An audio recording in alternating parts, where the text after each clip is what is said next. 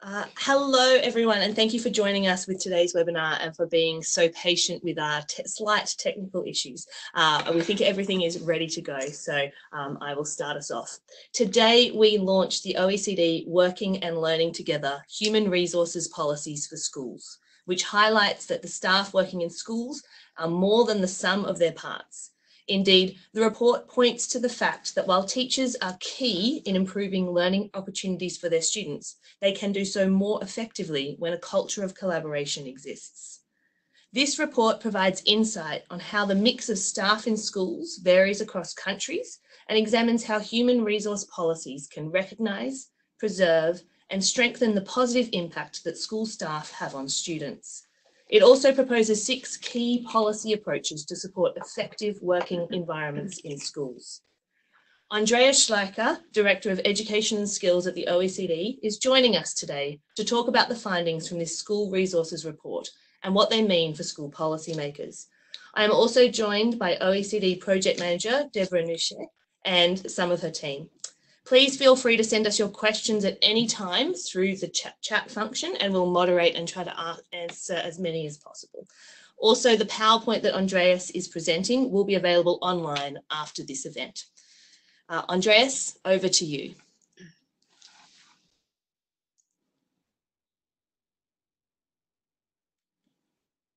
We are looking at is first of its kind in the sense of looking at how we allocate human resources to education. One of the things that we have seen for quite some time is that the link between the overall investment that we make in education, you can see that here in terms of spending per student between the age of 6 and 15, and the quality of learning outcomes measured by PISA on the vertical axis, is not so clear. No? For poor countries spending very little, you can see there is a kind of steep curve. But once you get sort of beyond the point of like $50,000 spent between the age of 6 and 15, it's no longer clear how money relates to outcomes. That sort of highlights how important it is to look not just how much we spend on education, but how do we invest our resources best? And that's exactly what the project that we will be talking about is doing. In June, we looked at the funding of school education. Then in October, in more detail, at basically the infrastructure of education and the way in which, infrastructure is maintained. And today, we are looking at perhaps the most important component, and that is how do we allocate people best. And again, I want to show you one more slide on, the time that students spend learning in school. You can also see how much this varies across countries. Time in school in blue here, and time spent on learning out of school. You can see the United Arab Emirates spending close to 60 hours per week learning, and then Finland, on the other hand, is a little bit more than half of that time. So very significant differences in the amount of time that students spend learning. But again, when you look at productivity, the learning gains per hour of instruction, you can see in some countries, like Finland, students learn a lot in very little time. And in other countries, like the United Arab Emirates here, students spend a lot of time and learn relatively little. And that really shows us that learning outcomes are always the product of the quantity of opportunity and the quality of opportunity. And when we talk about the quality of learning opportunity, we inevitably talk about the people and the staff. They are the key determinant of the instructional system. And so that's what this report is doing. And some special features I want to highlight is often when we think about staff, we think about teachers. Yes, and of course, teachers play perhaps the most central role, but what teachers do is very much enabled by the environment around them, the work organization, the leadership. And there's a lot of support staff playing significant roles as well. And those roles are defined very differently across countries. And this report looks at the kind of entirety of staff. It looks also at some of the implementation challenges. Now, some things are easy to say. They attract the most talented teacher to the most challenging classroom. Easy to say, really hard to do. So we devote a lot of attention to how do we actually get kind of the right incentives and support structures implemented. The evidence base is on we look at our comparative data, but more importantly, actually, we visited countries. We looked in detail at the mechanisms that are being deployed in different countries, analyzed them, compared them, put them into a comparative framework. And that's really the heart of this report, sort of drilling down, getting beyond what we see on the surface through comparative data. Why do this? First of all, again, the quality of education will never exceed the quality of teaching and teachers. How can we strengthen and also recognize and build on that contribution? But equally important, I think, what we understand more and more is that productivity in education is just the sum of its parts, the role that individual teachers play in the classroom, but often also collective capacity, the way in which teachers engage and interact, the way in which people exert professional ownership over their practice, the way in which leadership is distributed. Those kinds of collective issues matter a lot, and we've studied them in quite detail in this report. The first thing that we found is actually, you might think, well, education is education. Countries will have very similar philosophies and practices on how to allocate resources, but no, actually, there's a huge variability. What is a teacher? What do we expect from teacher? Is the primary responsibility, educating students in the classroom, or, taking care of a lot of surrounding issues? That varies hugely across countries. No? The idea, the definition of what the roles and responsibilities are. How do we look at students' need and inclusion policies? You find some interesting example from Belgium, for example, how the school builds, again, collective capacity, how the staff collaborate to actually identify and then care for students' need. Learning time. How do we allocate the most precious resource in education? That's the students' learning time. How do we define the role of schools? What responsibilities are best placed with teachers, with schools, as opposed with higher levels of administration? So the sharing and distribution of decision-making responsibilities across levels of education is a very important part of this. So those are the things we're talking about. Let me just come back once more to spending. This chart shows you how different countries spend their money very differently. One way in which you can spend money on education is to pay your teachers well. And among the countries you see compared here, Germany comes out first. Teacher salaries in relative terms are very high. But that's not the only way you can spend money on. You can also spend money on basically having students learn for long hours. Cost you money, but could be productive. And you can see Australia, for example. That's a significant factor pushing spending up. You see other countries, like Lithuania or Poland, where, instruction time is school days are relatively short, so that's pushing spending downwards. Another way in which you can spend money is to ask teachers to teach less hours and let them do other things than teaching. It's a great thing to do, that's about investing in the profession and collaboration and so on, but it costs money because that time is taken away from teaching. And you can see, for example, in Poland, that's a significant cost factor. Teachers doing other things than teaching in their classroom.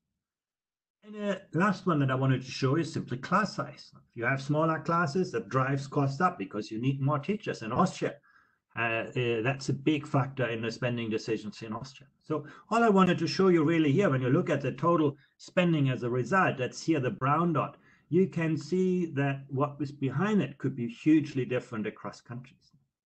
Just sort of a comparison here between Japan and Greece. Actually, if you look at the structural spending in relation to GDP, countries like Japan and Greece actually put up similar amounts, total amounts. Some people might think, well, Japan is spends a lot on education, Greece very little. No, actually, spending levels in both countries pretty much around the average level. Now you can see again, spending patterns vary a lot. Basically, what you can see in the case of Japan, teacher salaries are quite generous. Japan tries to attract, bright people into the profession, pays them quite well, and also gives them other things to do than teaching. That's the green bar. No? So again, that's driving costs up. And Japan saves money basically by having larger classes. So you can see really they put their money into teachers and save by having larger classes. When you look at Greece, is exactly the opposite. Now, what drives costs in Greece is that teachers teach less and that classes are small. But, also Greece can spend its money only once. So actually the price for this is that teachers are paid quite badly and that students have less time for learning. The different kind of spending patterns underpin the resources, and what this report really tries to do is unpack this, and in this sense, in this report, really about the human resources. When we look at the image that teachers have, you can actually see this is an average picture across OECD countries, that you have only around, a quarter of teachers who think that the teaching profession is valued by society. That's a quite, disturbing finding, even though it's only the view of teachers. But if teachers themselves do not see their profession valued by society, then, it's maybe very hard to attract great people into the profession. Also, this varies hugely across countries. If you go to Singapore, if you go to Finland, that bar is very long. You talk about, 3/4 or more of teachers having that positive view on the value in a profession. But you could go to France or Slovak Republic, and you can see that's just the case for 5 out of 100 teachers. Again, you can also see a significant share of teachers saying, well, I wonder whether it would have been better to choose another profession. If I could decide again, So I think we need to keep those figures also intellectually attractive and a valued profession. Same thing when you talk about talk with school leaders. We did that here in the PISA 2015 study. You can see in a number of countries there's a high percentage of principals who say that the school's capacities to provide instruction is hindered by lack of teaching staff. Teacher shortages are a real issue and a growing, concern in a fair number of countries. And once again, you can see even a country like Luxembourg that spends actually quite a lot on teacher salaries still isn't able to attract a sufficient number of teachers into the profession according to the views of school principals.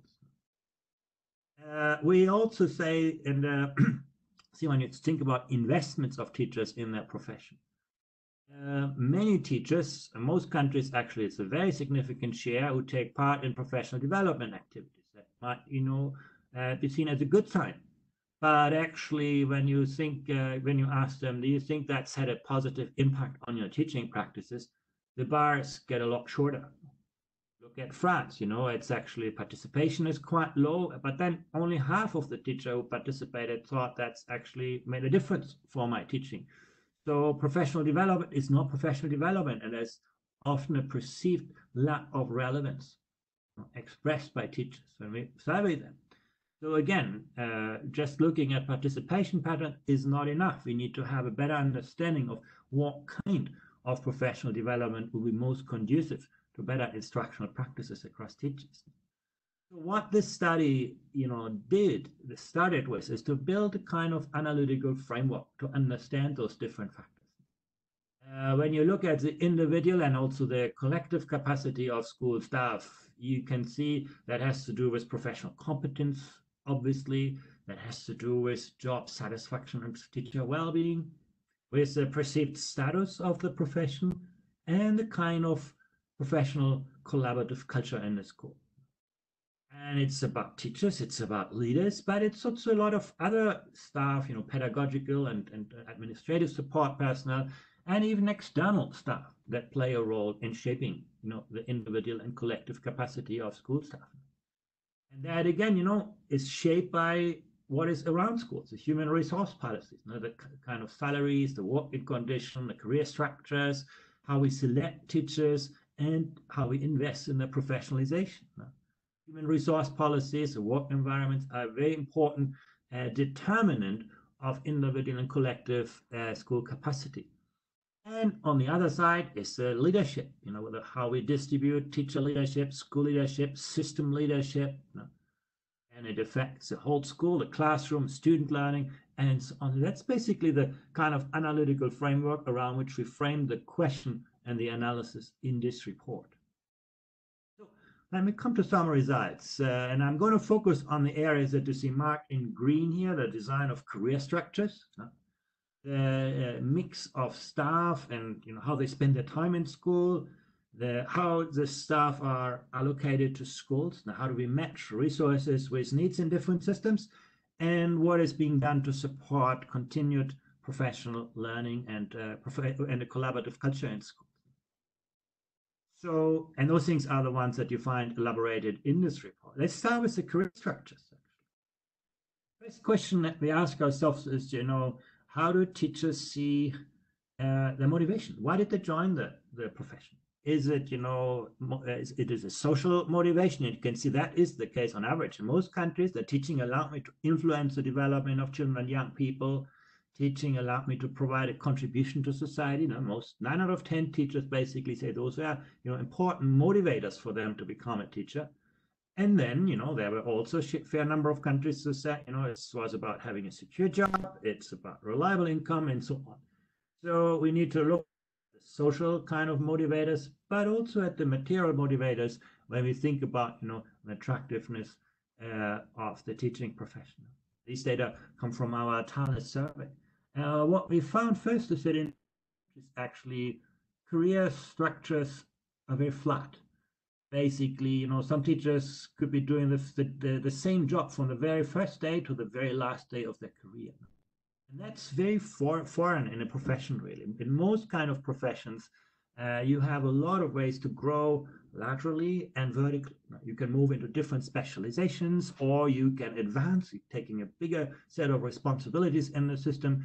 But actually, we do not find that in a fair number of countries that we study. We've only about 8 of the 20 countries that we have looked at here which have the kind of multi-stage career structures for teachers. I want to show you some good examples, but they're quite rare. We also find that where we do have career structures, there is often, this is all done around, formal qualifications, training experiences, and so on. It's not really looking at the kind of qualities of a teacher, but looking simply at what processes they have passed through. And then finally, the potential for more articulated leadership in a career pathway. We basically did not find many countries that have sort of a well-articulated leadership track. Not something that, when you have reached a certain age, you decide, well, I can be a school leader, but something that actually builds that kind of leadership potential from the very first day when you join the school. And here are the 8 countries. You can see on the right side, basically, those are ones where we found at least, an intended multi-stage career. It's not always actually implemented to the same extent, but at least those countries try to have a kind of differentiated career path. When we looked at how those career paths actually are designed, you can see that one way is to sort of have vertical kind of progression. You recognize people for their qualifications or for what they have done, and then assign them higher responsibilities. The report provides a lot of examples for this. Horizontal diversification, basically allowing you to specialize in a different kind of role, to basically assume new responsibilities without, growing vertically. There are also lots of examples for this. And then there are sort of some interesting cases where a vertical progression and horizontal specialization is actually combined.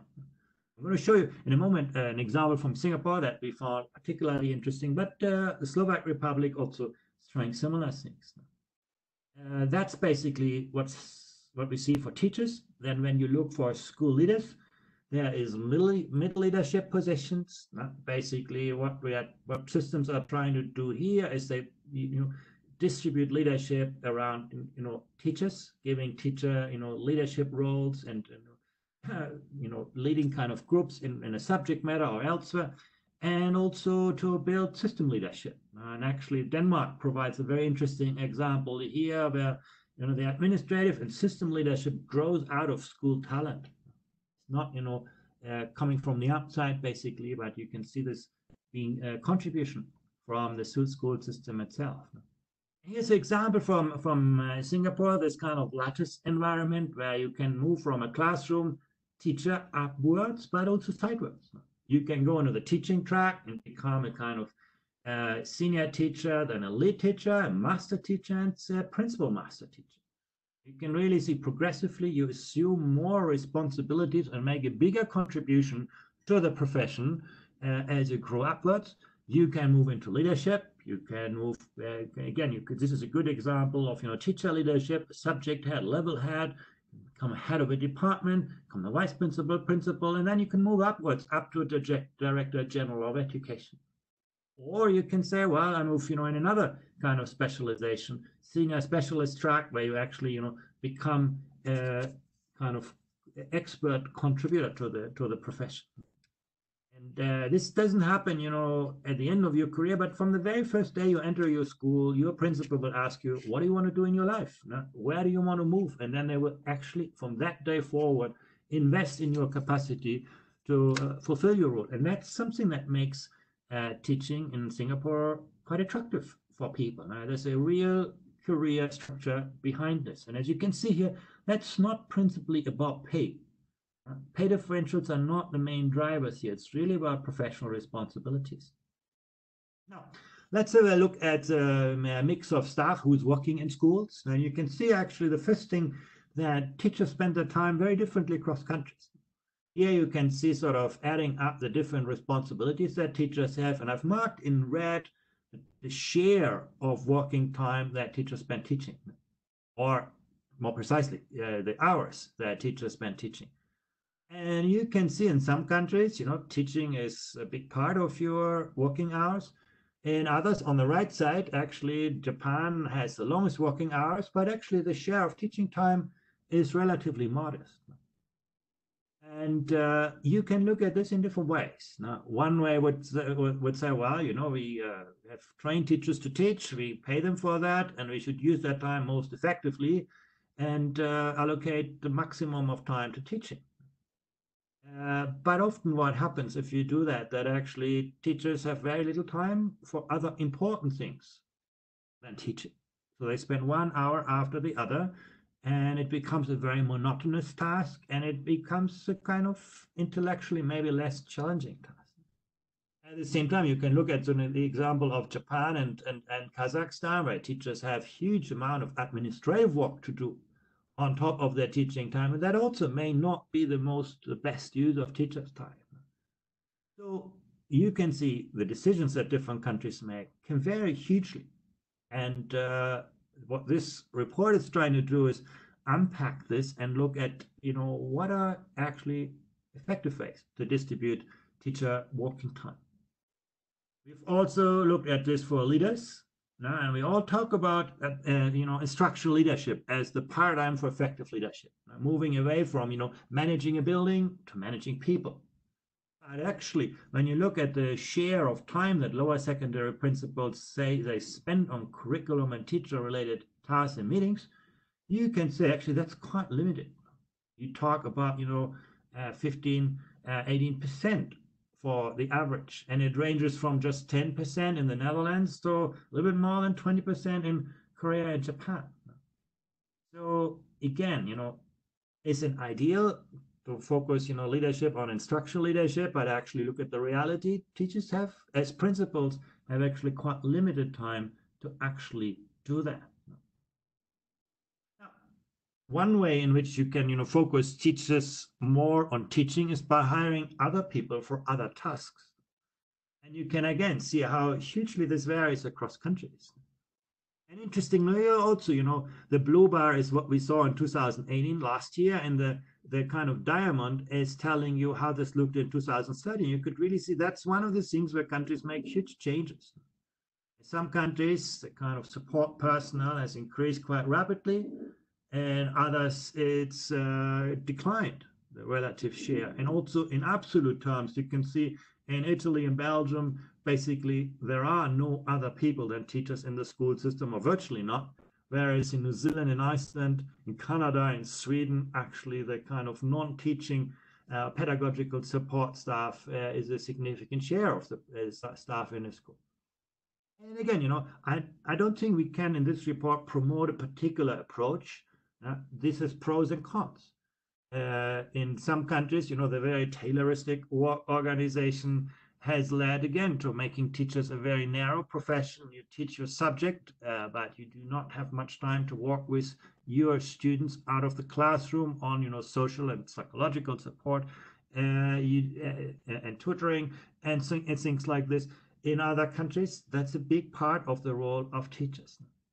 The one thing that I can say is that in countries that have seen a quite significant increase in other people working in school, we have not seen that translating into improved outcomes. So, that may be that, that link is harder to observe and so on, but we cannot say that adding people other than teachers to schools has been one of the drivers of education improvement. And that's, I think, an important point to keep in mind. What's also interesting when you look at the time that the ratio of teachers to administrative or management personnel on the kind of right side, and teachers' administrative work, you can see quite surprising pattern. You have a number of countries, where actually that ratio is very positive, and still teachers have a lot of administrative work. Now, you look at the UK, look at Korea. Now, basically, you can see actually there's a lot of additional people in school, and yet teachers say they have a lot of time to spend on administrative work. Japan also sort of in the middle. So that's actually was a kind of surprising pattern for us, that actually adding people to support teachers has not necessarily eliminated the kind of work that you would really want to take out of teachers. When you look at the distribution of teachers' responsibility, I think you can make a strong argument that teachers should have sufficient time to work with individual students or groups of students out of the classroom, that they should have sufficient time to work with their colleagues on the design of innovative and productive educational experiences for classroom observation, all of those kinds of things. They are important, but you can probably make an argument that teachers should not waste time with administrative work that is not a good use of that time. And you can see actually here, it's not so clear that hiring additional people has helped in that respect. What we see is that what is important is that it's important to be clear about the expectations for teachers and school principals, so that they can actually decide among many competing demands on their time. That's something that some countries do well. They have an articulated kind of set of responsibilities, and others it's all dumped on principals and teachers and leaves them really struggling. It's also an issue that can be embedded in employment contracts. There are a number of examples where instead of just doing this in additional teaching hours, they have a kind of workload system like Chile and Estonia, where this is factored in. Also, the question is always, how do you balance teacher autonomy, leaving teachers to decide how their time is best spent, and also the system providing enough kind of structure and support for that. We also have seen that there's a wide range of staff that can, support students. The examples of Portugal and Sweden, where you basically build a kind of structure around teachers to help them. And one of the conclusions that we reached is it's actually important to invest in research to have a good understanding of staffing needs and staff time use, and that we actually build more of a science of teachers spend their time best. And we've seen some good examples in the United States that you can steer that with regulation, but also funding mechanisms. The example of Chile is a good one here. You can redistribute leadership responsibilities, not just within schools, but also within the system to support schools most effectively. And clearly an issue is to build good human resource management capacity inside schools, given that more and more responsibility for this is really left with schools. Big issue is, you can do all of that in the system, but how do you actually ensure that the most qualified and talented teachers end up in the schools where they are most needed? And these are often schools with a disadvantage. Actually, what we see is often exactly the opposite. For example, in more disadvantaged schools, you can see this here in the red bars, teachers spend less time teaching. Actually, that is one of the concerns that we have really seen, that among the students who actually need most of the teaching resources, less time is spent on them. We also see that experience works against it. Basically, you can see the less experienced teachers under the age of 30 often end up in the more disadvantaged kind of environments. And that's also something when we looked at in the report at the distribution of novice teachers, you can clearly see that novice teachers are often more likely to end up in the disadvantaged environments, whereas that's where you really need the most experienced teachers. So having incentive structures that better align resources with needs really must be a priority because, as you can see here, it isn't working. Many countries have figured out, through formula-based funding mechanisms, how to get more teachers to disadvantage. But if you look at, to get the right teachers, the most experienced, the most qualified teachers to disadvantaged students, there's a lot we can do to improve. And it really matters. If you come from a privileged background, you're going to have many chances in life. No? There are a lot of opportunities for you and always open doors. You come from a disadvantaged background, you really have only one card to play in life, and that is a good teacher and a good school. And as you can see here, often we have this double disadvantage. You come from a kind of poorer background, end up in a disadvantaged school, and then get penalized also by having the less experienced teacher working with you. So this is an area where we really think a lot needs to be done. And it starts with having good data on skill needs and ensuring that there are good information management, that you understand where the staff are needed and where they exist. And the example of Ontario that we described in the report is very interesting. Also other examples in the United States to align incentive structures. That this is not something that works with quick fixes. That is something, of course, there need to be short-term solutions, but it's also important to build a long-term pattern that actually matches resources with needs. Here you can just see sort of the financial incentives that are being used. You can see the number of countries that have tried to sort of allocate more money to teachers. For example, giving them a better base salary or adding salary supplements. It sounds the obvious solution. It's not so clear that it always works. What we actually find in the report that financial incentives need to be very closely monitored. And what actually matters more often is things modeled around recognition, careers, and value being assigned. So the money side is a part of the equation, but you actually see that in this report that it's not so obvious that money alone will work. The last point really is about effective forms of professional learning. You saw at the beginning there's a lot of professional learning going on, but it's often not perceived to be relevant. No? And when you look at this, for example, teachers say they attend a lot of courses and seminars, they read professional literature, but when you actually look at peer and self-observation, coaching, those things that actually are shown to make a big difference, that's what we discuss in the report, or participation in a professional development network, they're quite actually, they're rarer in relative terms. When we think about teacher professionalism, you can think about the knowledge that teachers have. What do teachers know about the subject? What do teachers know about how different students learn that subject differently? And also what teachers know about their students, people they teach. So there's a knowledge factor, there's the professional autonomy factor, but very importantly, there's also the collaborative culture. How do teachers join up in the profession to shape, the organization of their work and the nature of their profession? And that's something that has often been neglected. We found in our data that that's something not so frequent. For example, I show you this here. Even though there is a lot of informal exchange and coordination in school, you can see that on the left side, teachers discuss individual students, they share resources and so on. When you actually look at the deeper layers of professional collaboration, I show you here data for the United States, but it looks very similar across most countries.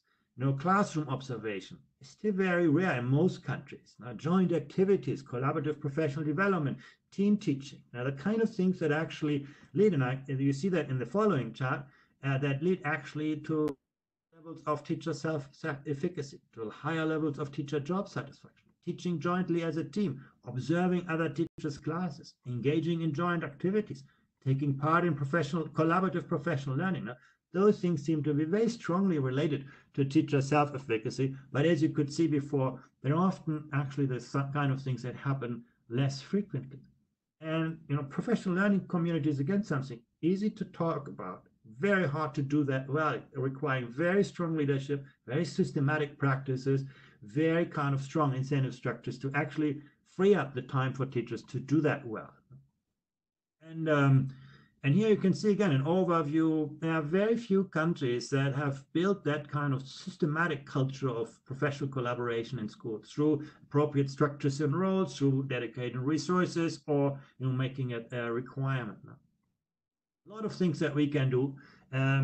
It's now in the view of the report very important to invest in individualized coaching for our teachers and leaders.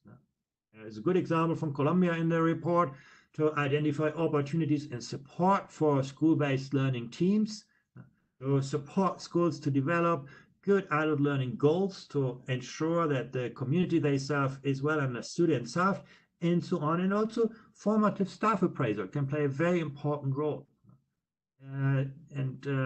Again, that thing doesn't fall from the sky. It requires good investment for people who know how to do those evaluations and to ensure that responsibilities for this are distributed, that everybody participates. And that's actually true in some systems where, every teacher is a kind of mentor and is also a mentee, and leadership actually takes a significant share of their time to ensure that staff understand their strengths and weaknesses. So that's all I wanted to share with you, and I have with me Deborah Nusche, who is actually the principal author of this report, and will be happy to answer your questions. Excellent. Thank you very much, Andreas. We do have some questions coming through, but I would like to remind our participants that you can send through any questions that may have come to your mind throughout that presentation via the chat function here in the webinar. But let's get started. So, Andreas, one of the questions coming through is you talked about career structure for school staff and teachers in particular. How do you think this relates to the entry requirements for teachers? For instance, do you think more selective criteria for teachers would set up the career more effectively? Is that something that policymakers should look at? Yeah, actually, there are very different practices around this. What you can see, for example, in some countries, you can actually enter the teaching profession with a bachelor's degree, but then, you continue to invest and learn and maybe building your master's and even your PhD. The example of Singapore is, again, a good one here. In other countries, entry requirements are higher. I actually would say, all in all, it matters probably less what we do before people enter the kind of school, and it matters more how do we build the kind of continued learning. Students are unlikely to become lifelong learners if they do not see their teachers as lifelong learners.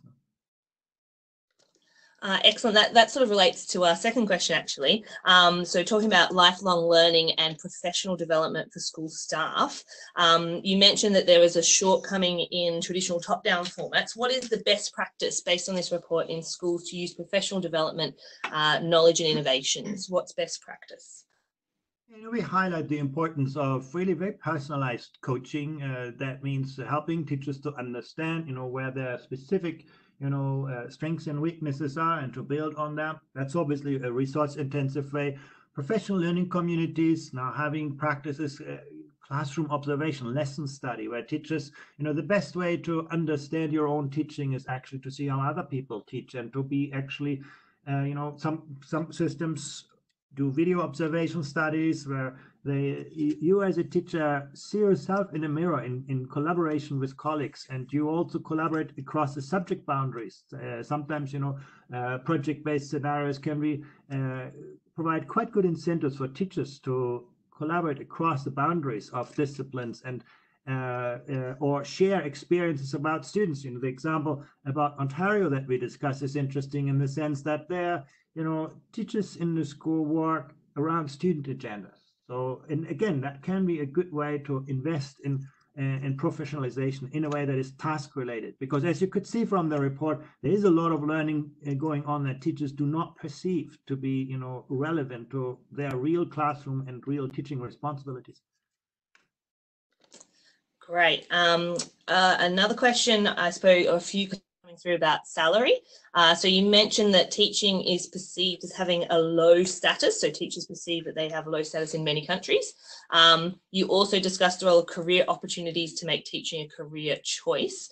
What role does teacher salary play? We know you mentioned that it didn't play a complete role, but what role should teacher salary play, do you think? We take as a benchmark the salaries that people with a kind of college degree would get in other professions, and there is sort of you could make the argument that teachers should be paid like other people with similar kind of qualifications, and that is currently not the case in a large number of countries. Now, in some countries you talk about just 60% of a college degree salary. But again, there are also countries with very good salary levels. I mentioned, Luxembourg, Germany, where still you don't have an attractive teaching profession. So I think the monetary side is part of the equation. Teachers deserve, adequate pay for the work they do, but it is clearly not sufficient to make teaching intellectually attractive. There, other things come in, the distribution of responsibilities, the opportunities for professional growth, the vertical and the horizontal ways of, progression and specialization. So I think that's really something that we should pay perhaps even more attention to than just the salary dimension. Great. Another question in terms of you talking about non-teaching and support staff and that becoming more important. But the more specialization and additional staff types in school may also bring more challenges, someone is asking. In terms of, I think they're relating to the fact that you talked about having more staff doesn't necessarily add to student outcomes. So where do you see potential difficulties and how can these difficulties be addressed when adding more staff to a school? Yeah, there are really two sides to this story. On the one hand, you can see that teachers often have or report very high levels of workload and that you want to focus them on, working with students. That's why they became teachers. You could really see making a difference to, students' lives is the motivation why people become teachers, and the school system should give them the opportunity to do that. So that's the one argument that you can make to get work that is not directly relating to teaching outsourced to other professionals in school. You could also say, well, sometimes you can gain efficiency in that, because some of those roles may not require the same level of qualification or pay. That's one argument that, supports the inclusion of support staff, teacher aides and things like this. But you can also look at this from the other perspective, and where basically the kind of tailorization of work organization, where people get more and more specialized, actually means that jobs become more monotonous, that teachers, actually just focus on, I teach my math or history lesson, and I don't really look at the student, and I don't have time to work with my colleagues on the design of, new and innovative practice, or to keep up to date, and so on. I think it's a question of finding the right balance. Now, what we have seen is that just adding more people to schools is not necessarily make you reduce workload. You could see that, but at the same time, we need to address the workload issue. The one point I think that we can clearly make is that teachers should not be bogged down with work that is completely unrelated to working with students, like administrative work. I mean, that's where technology should play a greater role. That's where, changes in work organization need to reduce red tape and bureaucracy. I think that's clearly something that should be a priority. But once again, I think this kind of tailoristic work organization that we have created in many countries, particularly in the English-speaking world, has probably not done a lot of good to keeping teaching intellectually attractive. All right, we have a few questions coming through, so I'm sorry if we don't get to all of them, but one of them is talking about collaboration and saying that a requirement for collaboration might be to reduce teaching hours per teacher, and they perceive this to be expensive, and are asking if we have any kind of case study and how to reduce front hours of teaching straight up to allow collaboration.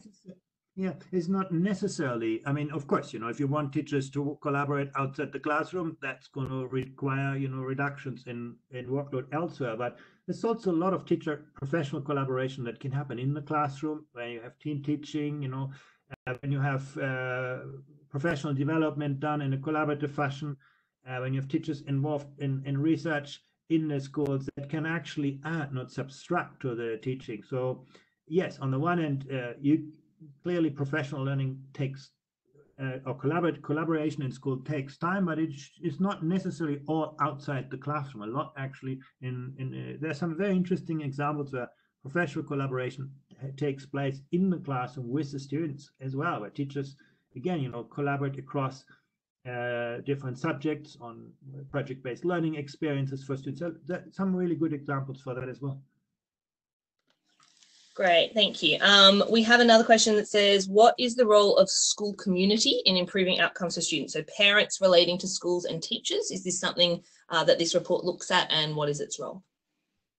Yeah, that's actually something that we looked a little bit in the previous report, and it's something that we often forget, that schools don't work in isolation, and effective schools really draw on the resources of the community, on the expertise of parents, on sometimes employers play a significant role. And I think the more schools can actually tap into the resources that communities provide, the more they can address many of their challenges. But that's, again, easy to say, hard to do. There's an example from Portugal that has quite some deliberate policies to build on community resources. Now, there is in the United Kingdom, you have some very good examples where explain their own job and profession to children, trying to sort of bring in the world of work in the school environment.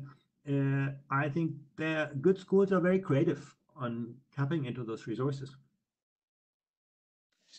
Great. Now, we are coming up to 4 p.m., which I know some people might have to leave us, but we will continue on because we were a little late starting. So we'll have time for a few other questions. One is that you mentioned that increasing financial incentives doesn't always work. Why is that, and how should policymakers balance salary with other changes?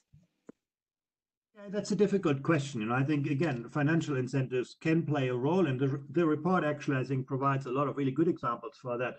But they're not everything. You could see very clearly from the report that the motivation for teachers is often a social one. So teachers really want to have an environment to work where they can, work with learners, improve the lives of students, where they can work with their colleagues. And so investing in those aspects, in those non-financial aspects, is at least equally important.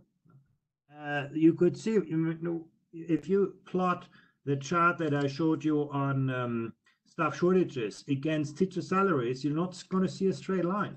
Basically, you see a lot of countries where relative salaries are good, where teaching doesn't attract people sufficiently. So. Great. Slightly related, a participant is asking about looking at teacher competencies and wondering if increasing teaching professional standards and competence frameworks could be the key policy tools to support and incentivize teacher quality. Is there something that you can mention about teacher quality and teacher competencies and how policy can address those?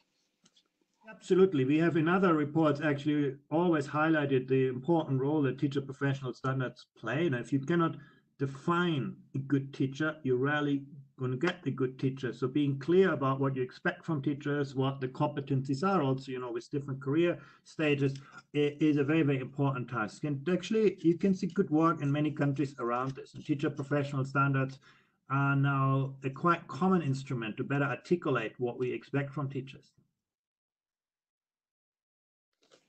Great. Another more broad question is, if countries did have extra resources therefore to spend on school staff, which policy area do you think they should focus on, and which ones do you think are most cost effective in particular?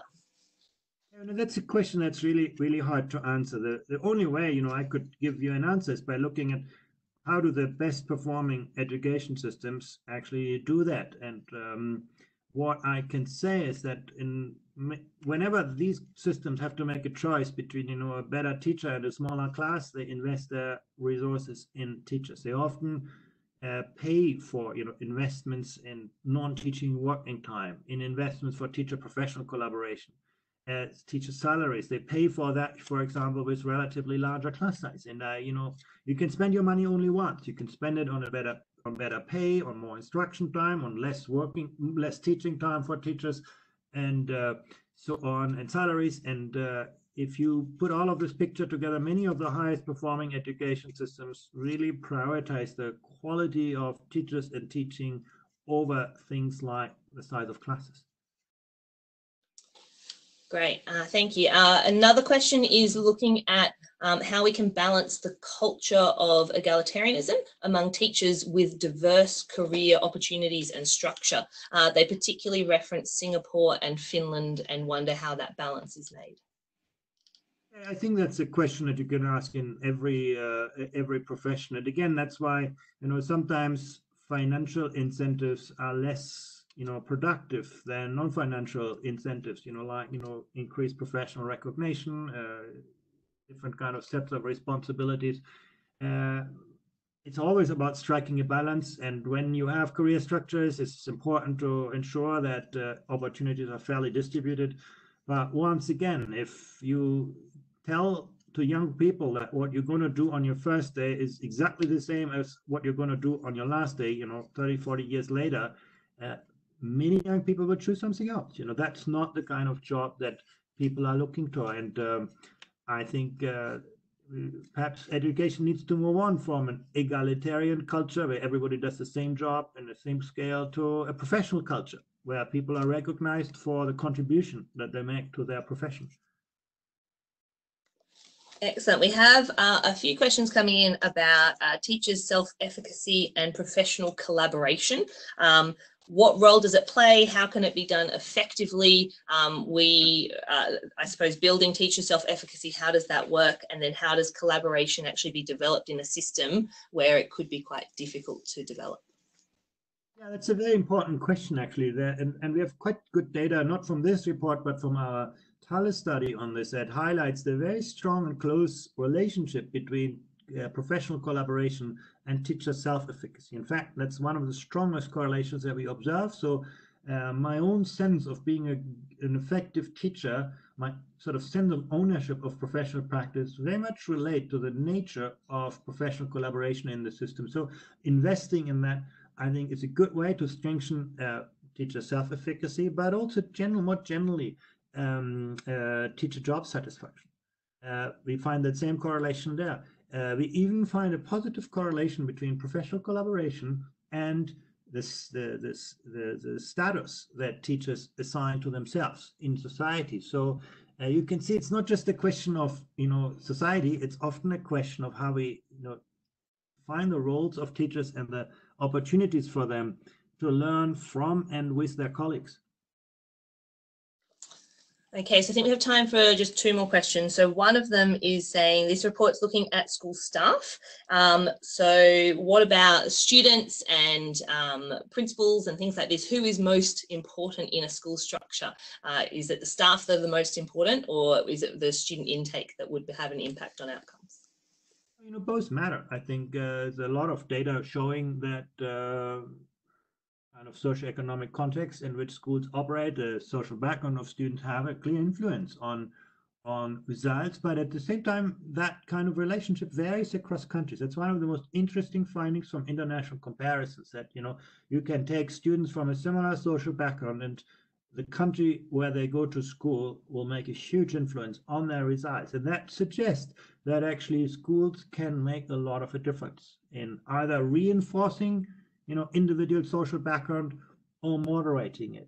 And it all comes down to the people who serve those children and what those people do. And that's really the idea, the nature of this report, to look at that component. I think the way in which we deploy and utilize human resources in schools can have a significant impact on equity and educational opportunities. Now, you could see, for example, in two of the charts in a report that we are often giving more teachers to disadvantaged schools, but we are not very good in attracting the most talented teachers to the most disadvantaged schools. So often, actually, schools today reinforce social inequality, not moderate it. So yes, the social background of students makes a difference, but how we deal with this in school is really the bigger question, and the one where policy can have a significant influence. And that has to do with the quality of staff that we attract, how we distribute them, and again, also what opportunities we give teachers to take a holistic set of responsibilities for the well-being of students. And again, where we have a very tayloristic work organization where teachers say, well, my job is just to teach, we often, do not, give them the kind of opportunities they need to ensure that they can be a counselor, a support for individual students to counter, social disadvantage and strengths and talent. We've just had another question come in from somebody who is referring to a policy in the French community of Belgium. I'm sorry, I'm going to summarize the question. How do we ensure that policies that we're talking about are both effective and also cost effective? So how do we make sure that they have an immediate effect or a long-term effect, I suppose, and how do we choose as policymakers which policies to do?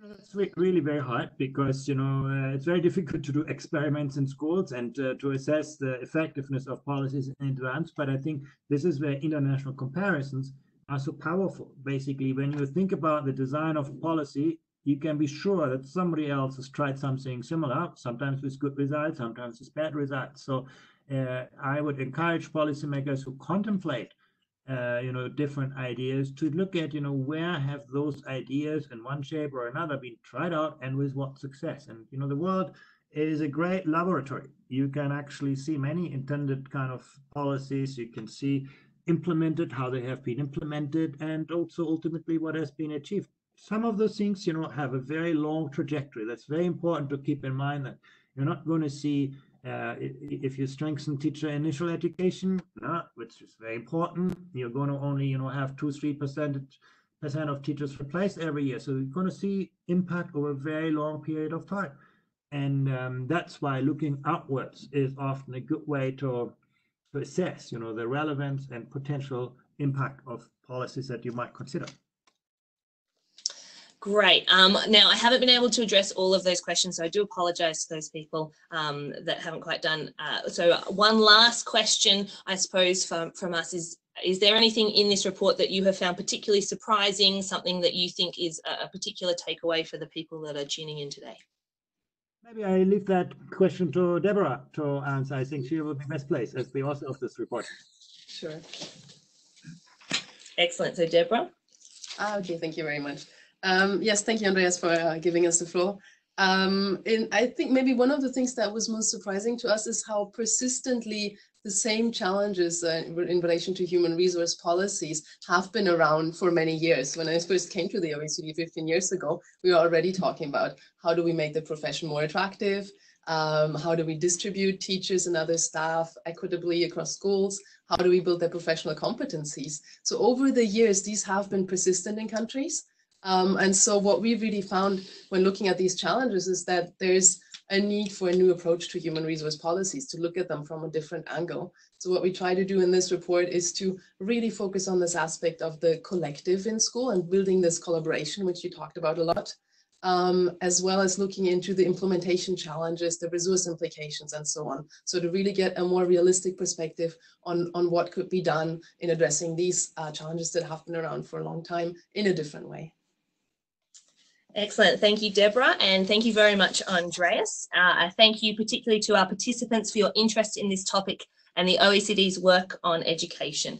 If you would like to find out more about what we've talked about today, you can find the publication on the OECD iLibrary under the title Working and Learning Together, Human Resource Policies for Schools. This webinar has been recorded and will be available on our YouTube channel, EDU Skills OECD. Once again, thank you so much to all of you for joining us. Goodbye.